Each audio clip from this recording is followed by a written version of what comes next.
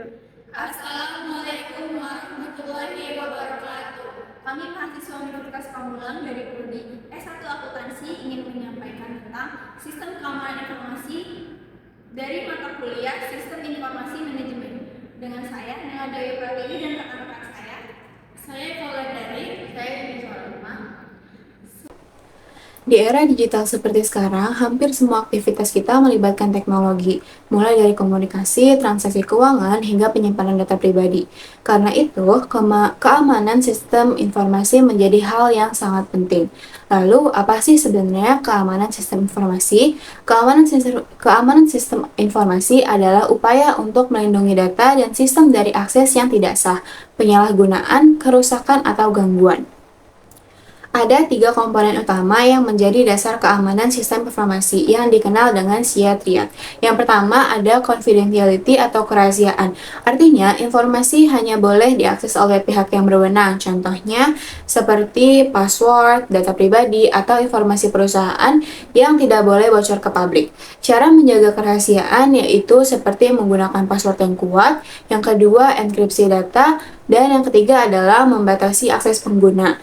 Yang kedua ada integrity atau integritas. Ini berarti data harus tetap akurat dan tidak boleh diubah tanpa izin. Informasi yang sudah disimpan harus tetap asli dan terpercaya. Contohnya, data nilai siswa tidak boleh diubah sembarangan. Ketiga, ada availability atau ketersediaan. Informasi harus tersedia saat dibutuhkan oleh pengguna yang sah.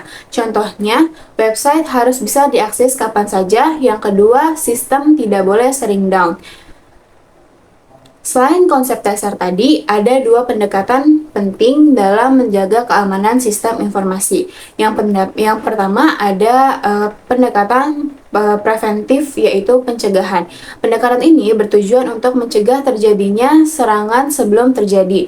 Contohnya, yang pertama menggunakan firewall, yang kedua kebijakan keamanan, yang ketiga enkripsi data, dan yang keempat adalah kontrol akses. Yang kedua ada pendekatan detektif atau deteksi.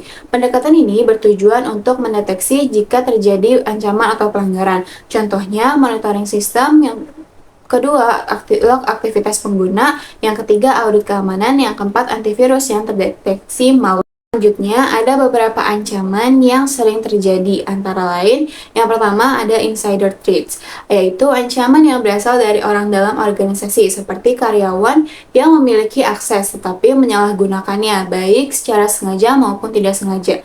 Yang kedua, ada hacking. Upaya dari pihak luar untuk masuk ke dalam sistem tanpa izin dengan tujuan mencuri, mengubah, atau merusak data. Yang ketiga ada DOS attack atau denial of service.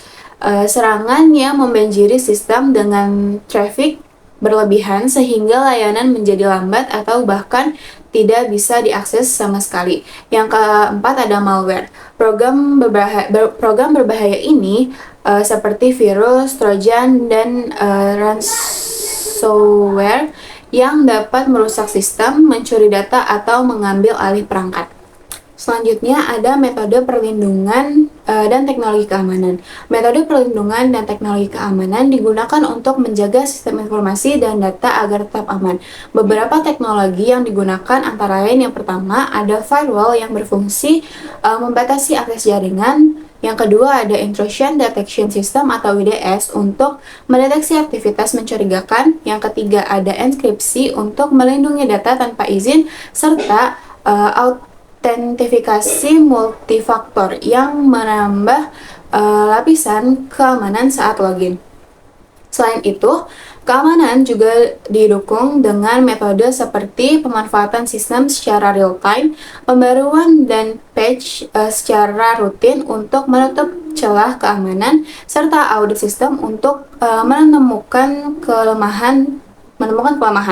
Pelatihan karyawan juga penting agar dapat mengenali ancaman seperti publishing. Terakhir, dilakukan backup data dan disiapkan rencana pemulihan agar sistem tetap bisa digunakan jika terjadi gangguan atau serangan.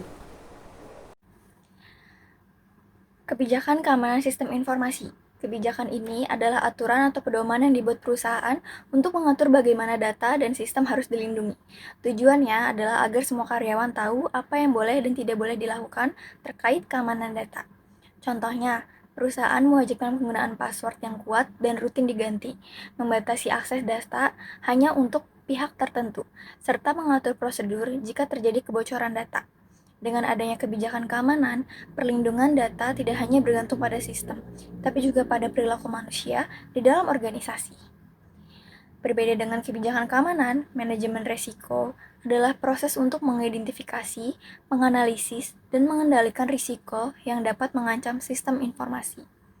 Tujuannya adalah mengurangi kemungkinan terjadinya serangan dan meminimalkan dampak jika risiko benar-benar terjadi. Dalam kasus ini, perusahaan seharusnya sudah mengidentifikasi risiko seperti pertasan atau kebocoran data, kemudian melakukan analisis dampaknya, misalnya kerugian finansial atau hilangnya kepercayaan pelanggan. Setelah itu, perusahaan menentukan langkah pencegahan seperti memperkuat sistem keamanan dan melakukan backup data.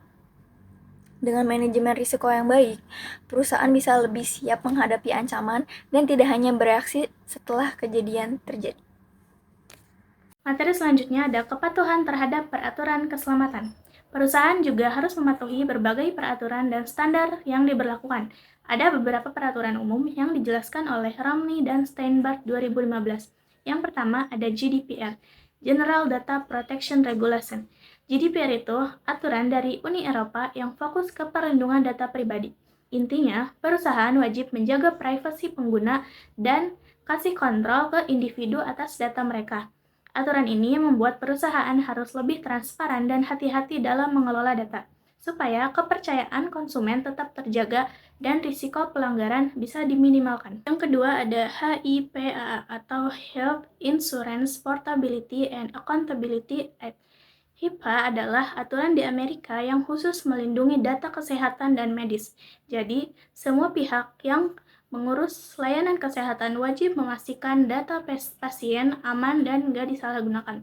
Selain itu, aturan ini juga mendorong perusahaan buat lebih transparan, meningkatkan keamanan sistem, dan memberi pelatihan ke karyawan supaya paham pentingnya menjaga data sensitif. Yang ketiga ada PCI DSS atau Payment Card Industry Data Security Standard, yaitu standar keamanan buat perusahaan yang mengelola transaksi kartu kredit atau debit. Perusahaan harus memakai sistem keamanan seperti enkripsi, kontrol akses, dan pengecekan rutin supaya data pelanggan tetap aman. Kalau dipatuhi, selain melindungi data, juga bisa meningkatkan kepercayaan pelanggan. Tetapi kalau dilanggar, risikonya besar, mulai dari denda sampai rusaknya reputasi perusahaan. Materi selanjutnya yaitu ada tantangan dan tren masa depan dalam keamanan sistem. Keamanan sistem informasi terus jadi tantangan karena teknologi dan cara serangan juga makin berkembang. Apalagi sekarang banyak organisasi pakai cloud dan kerja jarak jauh. Jadi, butuh sistem keamanan yang lebih kuat dan proaktif. Perusahaan harus bisa mendeteksi ancaman sejak awal, cepat tanggap kalau ada masalah, dan terus update sistem serta edukasi karyawan supaya risiko bisa diminimalisir. Yang pertama ada peningkatan serangan cyber. Serangan cyber makin meningkat karena data sekarang banyak disimpan secara online dan di cloud. Jadi, perusahaan harus tetap update teknologi keamanan mereka. Pengguna AI dan machine learning juga penting karena bisa bantu mendeteksi dan merespons ancaman secara real time. Selain itu, pelatihan karyawan dan kepatuhan terhadap aturan juga jadi kunci supaya keamanan tetap terjaga. Yang kedua ada keamanan cloud. Karena semakin banyak yang memakai cloud, keamanan di dalamnya jadi hal yang krusial. Walaupun cloud itu fleksibel dan lebih hemat, tapi tetap punya risiko kalau tidak diamankan dengan baik.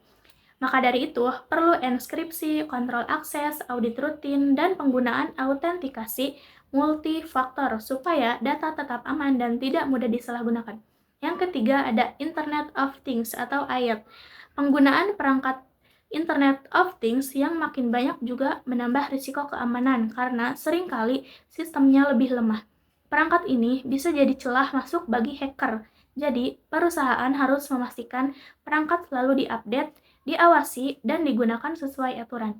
Kolaborasi antara perusahaan, ahli keamanan, dan regulator juga penting untuk menciptakan sistem Internet of Things yang lebih aman. Kesimpulannya yaitu, keamanan sistem informasi itu sangat penting untuk melindungi data dan sistem dari ancaman cyber. Perusahaan harus memakai kombinasi teknologi seperti enskripsi dan firewall, kebijakan yang jelas, serta edukasi karyawan. Selain itu, perlu juga terus update strategi keamanan, patuh terhadap regulasi, dan siap menghadapi ancaman baru agar sistem tetap aman di masa depan. Di video ini, saya akan membahas studi kasus keamanan sistem informasi pada sebuah toko online yang mengalami kebocoran data pelanggan, serta pentingnya menjaga keamanan data. Kasus ini terjadi karena sistem keamanan yang lemah, sehingga hacker bisa masuk dan mengambil data seperti email dan password. Hal ini menunjukkan bahwa sistem belum memiliki perlindungan yang memadai untuk menjaga data pengguna. Dampak kejadian ini sangat merugikan. Data pelanggan bisa tersebar, yang dapat disalahgunakan oleh pihak tidak bertanggung jawab. Selain itu, bisa terjadi penipuan karena data digunakan untuk tindakan kriminal. Dan yang paling penting, kepercayaan pelanggan menurun, yang bisa berdampak pada penurunan penjualan perusahaan. Penyebabnya antara lain password tidak diamankan dengan baik sehingga mudah diretas. Sistem tidak diperbarui yang membuat celah keamanan tetap terbuka, dan keamanan website yang lemah sehingga tidak mampu menahan serangan dari luar. Solusi yang dapat dilakukan adalah menggunakan password yang aman dan terenskripsi agar data tidak mudah dibaca, dan melakukan update sistem secara rutin agar celah keamanan bisa ditutup. Lalu membatasi akses data supaya tidak semua orang bisa melihat informasi penting, dan menggunakan firewall untuk melindungi sistem dari serangan luar. Jadi, keamanan sistem informasi sangat penting agar data pelanggan tetap aman, mencegah kerugian, dan menjaga kepercayaan pelanggan terhadap perusahaan. Terima kasih.